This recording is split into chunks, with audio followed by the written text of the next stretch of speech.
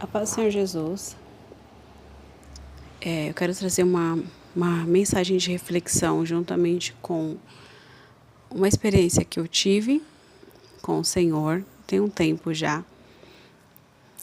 E abra sua Bíblia no livro de Marcos, capítulo 12, versículo 29.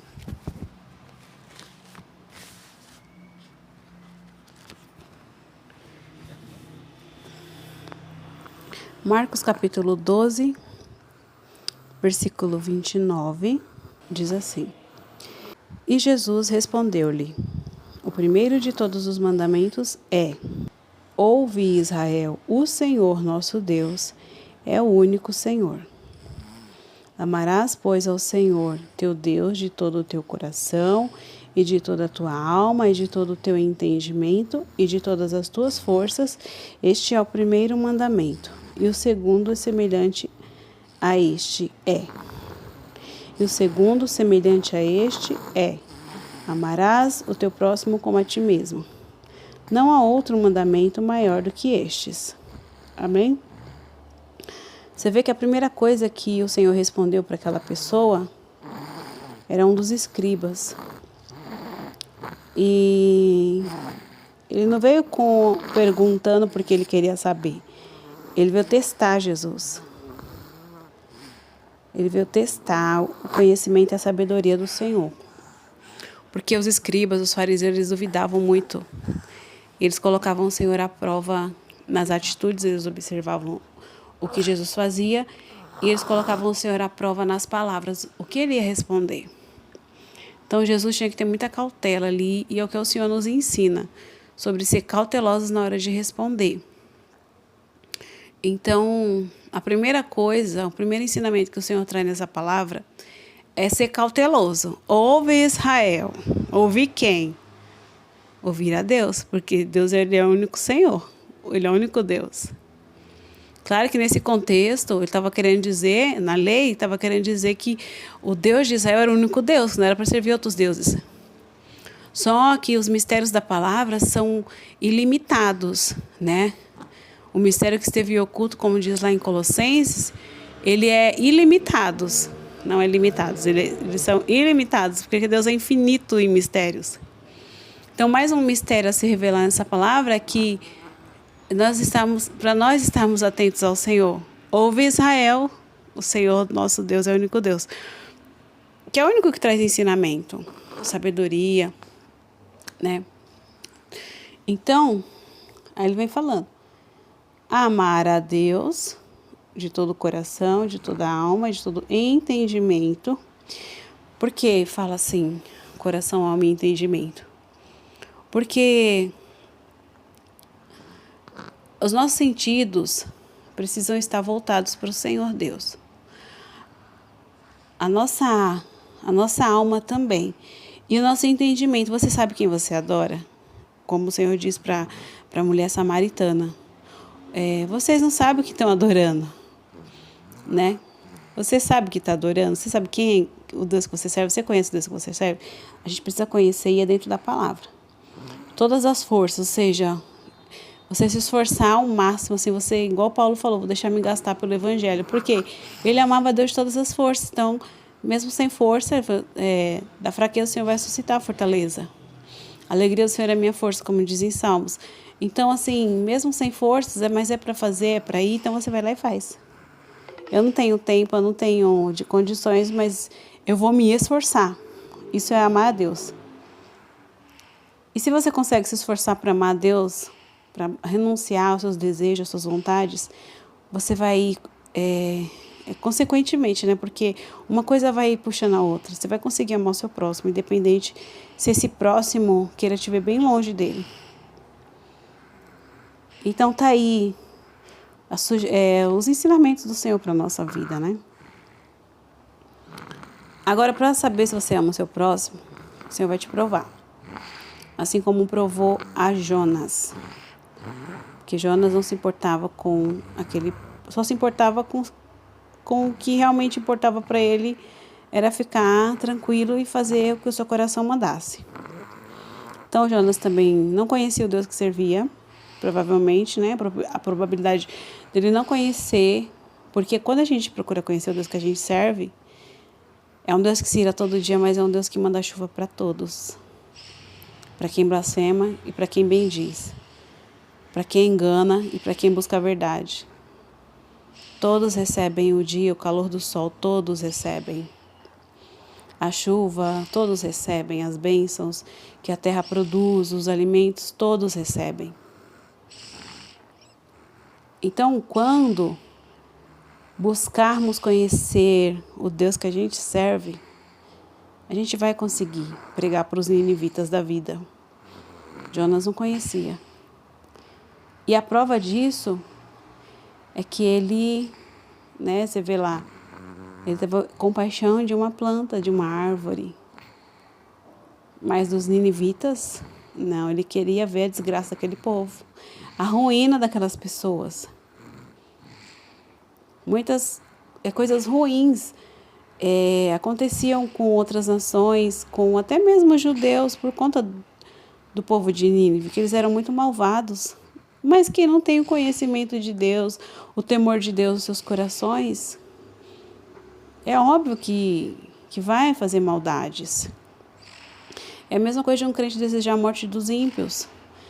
O presidente é ladrão. Os ladrões têm que apodrecer na cadeia. Não pode dar auxílio para essas pessoas. É bandido, não pode ter auxílio de nada, tem que passar fome na cadeia, ficar lá até morrer. Quem fica com fome até e morre eternamente e sofre para sempre, são as almas lá no inferno. É como se você apoiasse o inferno. Nem Deus apoia as almas que vão para o inferno. O Senhor fala que não tem prazer na morte do ímpio, na morte do que morre. O Senhor não tem prazer, não gosta que ninguém vai para lá. Ele não quer. Por isso que enviou seu Filho, por amor a todos, toda a humanidade, por amor, né, de tal maneira, Deus amou de tal maneira esse mundo que mandou seu Filho Jesus, como uma oportunidade para as pessoas se redimirem dos seus pecados. O Senhor nos envia para pregar o Evangelho. Muitos não querem? Não. Então, como você descobre que ama alguém, o Senhor te prova. E eu vou contar agora o que aconteceu comigo. Nós compramos para a igreja umas flores muito bonitas, chamada orquídea. Na verdade, as flores da moda, né? E é muito caro essas plantas. E aí, cada vaso, não lembro se foi R$70 cada vaso.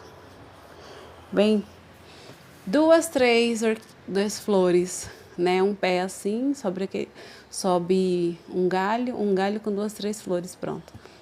R$70, R$80 cada vaso.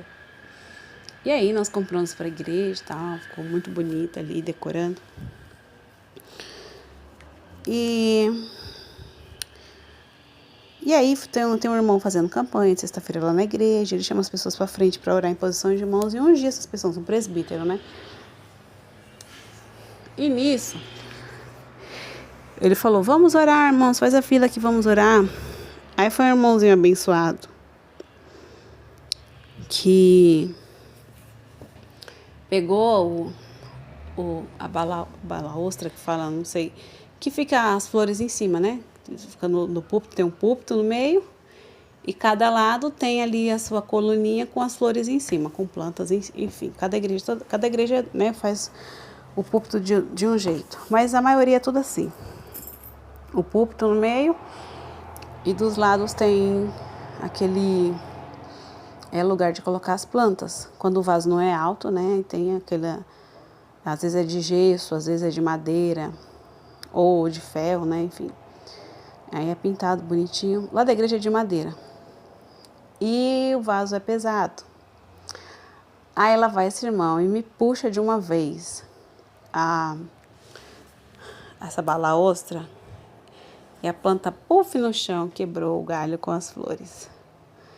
Aí eu, meu Deus, que irmã ignorante. Eu não acredito. Olha, R$70 jogado no lixo. Esse ignorante esse bruto, esse... Aí, sabe, eu fiquei com raiva dele, eu fiquei com raiva. Eu fiquei com raiva dele. Eu falei, nossa, eu comecei olhando assim, não conseguia nem olhar pra ele, porque eu fiquei com raiva. Pelo que ele fez na planta. Esse bruto, ignorante, olha o que ele fez, olha isso dentro de mim, tudo isso dentro de mim, brigando com Deus, como se... Deus, olha isso, Deus, olha o que ele fez com a planta, Senhor. Meu Deus, que esse infeliz quer colocando a mão nas plantas da igreja, olha isso. Foi, irmãos, olha, eu, sabe, quando... Aí meu coração vai se revelando, foi se revelando tudo que tinha dentro contra a pessoa. Porque as atitudes desse irmão, ele é grosso, ele é rude, ele é uma pessoa ignorante, não sei, ele é bruto assim, uma pessoa que nunca recebeu um carinho na vida. Uma criança, que cresce. Se você for puxar um contexto dessas pessoas que são rude, ignorante, arrogante na fala, não porque é natural dela, o natural dessas pessoas é assim, ela naturalmente é assim, sabe? Então, se você for buscar a fundo, são pessoas que na infância sofreram muito, não tiveram o amor e o carinho dos pais. Então, para elas é assim, a vida é assim. Ser rude, ignorante, bruta, nos gestos, na fala, o andar dessa pessoa, a pessoa carrancuda, cara fechada, porque ele era assim, né? Tudo isso que eu tô falando, esse irmão, as características dele é assim, né? Então... ele não pensou duas vezes. Claro, ele queria ajudar. Ele foi lá para tirar a planta, porque o púlpito é bem pequeno. Então, ele ia tirar ali o negócio, o irmão ia se posicionar onde estava a planta para poder orar nas pessoas. A intenção dele era ajudar. Mas eu não vi por esse lado, eu vi pelo lado da ignorância dele, da brutalidade. Eu fiquei com raiva do irmão. E aí, fechei a cara para ele, não conseguia nem dar paz do Senhor. Aí o Senhor, tá errado isso? Tá errado, meu Deus, me ajuda. E o Senhor me deu Jonas. Que Jonas, ele teve compaixão de uma boboreira. Pode ver lá o livro de Jonas, né? O livro de Jonas, capítulo 4. E... Só um minuto. Nós vemos que estava um sol muito forte. E Jonas pediu para o Senhor tirar a vida, né? Peço-te, pois, ó Senhor, tira a minha vida, porque melhor me é morrer do que viver. E o Senhor queria saber da razão. Ele tinha razão, você tem razão em relação a esse ressentimento? E Jonas nem respondeu, só saiu da cidade e ficou sentado ali no sol quente. Fez uma cabana, né? E ficou ali tentando se refrescar que era muito calor. E foi o próprio Deus que permitiu aquela situação para provar para Jonas e mostrar para ele o valor de uma alma. Por mais ignorante que seja, mas é uma alma, sabe? O sangue de Jesus também foi derramado por aquelas pessoas e pelo irmãozinho também. E aí, o Senhor fez um milagre acontecer ali à noite, né? Fez o Senhor Deus nascer uma boboreira que subiu por cima de Jonas para que fizesse sombra sobre a sua cabeça. À noite não, foi durante o dia mesmo. Foi muito rápido esse crescimento dessa planta, eu nunca vi, foi um milagre, uma planta milagrosa, porque fez nascer, subiu por cima de Jonas, que fizesse uma sombra sobre a sua cabeça, a fim de livrar do seu enfado. Jonas se alegrou em extremo, ou seja, muito, ele se alegrou muito por causa da boboreira. Meu Deus, que linda. Ai, olha, o Senhor fez um milagre para mim, para eu ficar em paz aqui, me refrescar. Provavelmente ele tinha água. Mas não adianta você tomar água sendo que o sol está queimando a sua pele, a sua cabeça. Então, ele se alegrou e ficou lá embaixo da árvore, né? Mas Deus enviou um bicho no dia seguinte, ao subir da alva, ou seja, pela manhã, o qual feriu a boboreira e essa se secou. Pronto. E aí, né, o Senhor mandou um vento e o sol feriu a cabeça de Jonas. Pronto. E ele, né, foi reclamar, melhor me é morrer do que viver. Jonas, tivesse compaixão da boboreira, no qual não trabalhaste, nem a fizeste crescer, que nunca, numa noite nasceu e numa noite pereceu. E você acha, Jonas, que eu não vou ter compaixão da grande cidade de Nínive, em que estão mais de 120 mil homens, que não sabe discernir entre a sua mão direita e a sua mão esquerda, e também muitos animais? Uma cidade com homens, mulheres, jovens, adolescentes, crianças.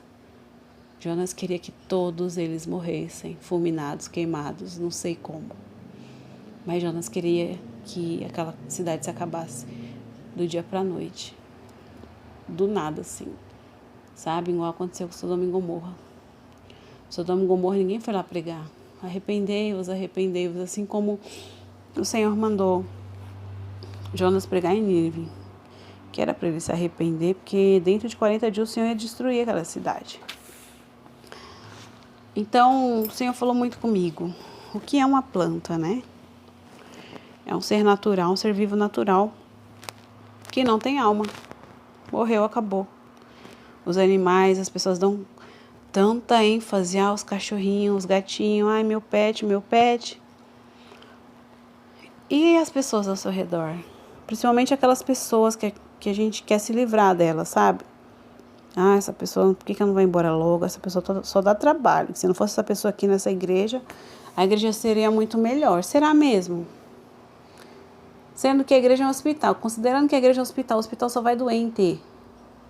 Não vai sãos. O Senhor falou, os sãos não precisam de médico. Se a igreja é um hospital, só vai gente doente. Inclusive você está lá. Qual é o seu papel na igreja? Enquanto você não for curado, você só vai ficar ali recebendo a ajuda de outros. Agora, você que já está curado, o seu papel na igreja é servir, é ajudar, assim como os enfermeiros. O médico está ministrando ali os remédios e você tem que ir lá aplicar no paciente. E o remédio que o Senhor pede para você e para mim nesse dia de hoje aplicar no paciente é o remédio chamado amor. É o remédio chamado amor. Muitos enfermos estão precisando dessa dose de amor para poder se manter de pé. Eles não sabem o que é o amor de Cristo. E você tem o conhecimento. Você ainda não aprendeu a viver o amor de Cristo. Porque se você soubesse sobre o amor de Cristo, você estaria chorando. Irmã, eu sei do amor de Cristo, eu estou chorando porque eu estou arrependida. Seja bem-vindo aos mistérios celestiais e peça para o Senhor aperfeiçoar o amor dele dentro do seu coração, para que você venha aplicar altas doses de amor na veia dos pacientes que estão na sua congregação, dentro da sua casa, na veia dos pacientes que estão ao redor de você. Eles precisam. Amém? Então, essa foi a experiência. Sabe, o Senhor me mostrou esse irmão assim como uma planta seca. Não era folha, não tinha fruto, não tinha flor. Não era alta, era bem baixinha. Ela estava numa calçada impedindo as pessoas passarem. Quem quisesse passar tinha que passar pela rua, sujei quase numa esquina. Então, quem vem de uma vez pela esquina e era uma descida. Era esquina, mas era uma rua descida. Então, a pessoa tinha que prestar atenção na hora de passar ali, passar pela planta sem se machucar, porque era cheia de espinhos. Era uma arvorezinha cheia de espinhos. Não era uma árvore para dar sombra, não dava fruto, não dava nada. Só espinho e machucava as pessoas. Quem vai ter coragem de arrancar uma planta dessa? Ninguém, né? Para poder arrancar uma planta dessa, tem que picar ela todinha. Só Deus que sabe. No caso, a alma. Porque se for pra gente, a gente põe fogo. Põe fogo na arvorezinha, coitada. Então, não serve. Não é esse tipo de árvore que o Senhor quer para... As árvores que o Senhor quer são árvores que gerem fruto para a vida. Lembra de uma parábola que Jesus contou, que alguém tinha uma vinha e lá dentro da vinha plantou uma árvore, né, Eu creio que era uma figueira. Eu não lembro agora. Mas, e aí a vinha estava dando seus frutos ali. Aí ele falou, né? Pro moço que estava cuidando da plantação dele.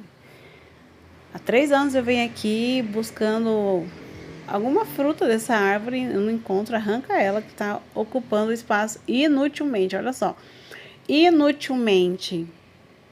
Pessoas que são árvores inúteis dentro da igreja, mas é para você deixar lá. Ai, Senhor, tira essa pessoa daqui. Arranca isso aqui daqui, Senhor. Ó, não dá, não dá, não dá. O moço, ele foi cauteloso. Não. Deixe mais um tempo, que eu vou trabalhar a terra dela.